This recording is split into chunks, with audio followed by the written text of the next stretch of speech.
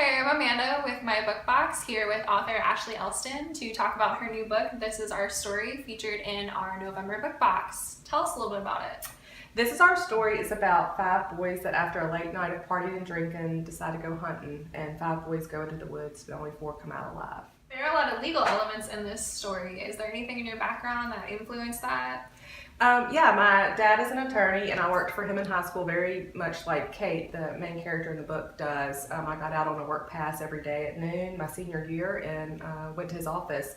And it was really neat seeing sort of behind the scenes how everything happens. So this is your 3rd book, and they're all based in Louisiana. Is there anything specific about this town that's changed, or is it based on a real place, anything like that? It is not. It is a fictitious place. I decided, since I was going to be dealing with corrupt law enforcement, I probably did not need to have that be a real location. Good idea. Yep. So since you're not technically a lawyer, did you have any help with the legal aspects of the case? I did. My dad, like I mentioned, is an attorney in Monroe, and when I called him, when I had the idea for the story, and I wanted to see if my crime would work, he was actually at the courthouse, and he was like, "Hold on," and he handed the phone to the guy next to him, who was an assistant district attorney. And so I had a very awkward conversation with a stranger about how I could make my guys get away with murder. So it's fun. Yeah, he didn't think that maybe you were trying to plan anything or I question promised you. him it was for a book. I'm not saying they're not looking at me a little bit closer now, but no, he was very helpful, and he's actually read the book, and he said I didn't screw the legal stuff up too bad, so I'm taking that one. So for any of our subscribers that want to be writers or have an interest in writing, what advice would you give for them? I always say read. I don't think you can be a writer without being a reader. And don't think that it's too late or something that is unobtainable, because I got a very late start in this. And I mean, I had a whole career before this.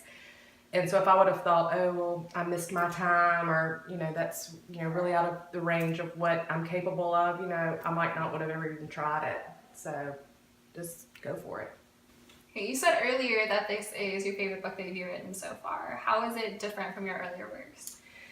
This one, I call it my favorite, probably because the way that the story is told. I have an unknown point of view. It's actually one of the boys, but you don't know which boy it is, and he's unreliable, and that was really fun to write. There's also transcripts and text messages and interviews, and just sort of putting it together with all of the different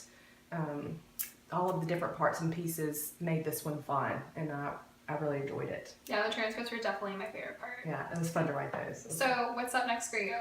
I'm working on a few things. I've got another thriller that I'm about halfway through, and we're trying to determine if that is going to be, sort of my next book. I'm also working on something kind of fun and silly that is really different from anything I've ever written, but I can't decide if it's just for me or actually something that could possibly be a book, but it's fun. Okay, well, if you missed signing up for the November Book Box and missed out on this great title, This Is Our Story, pick it up at your local bookstore, and make sure to subscribe to My Book Box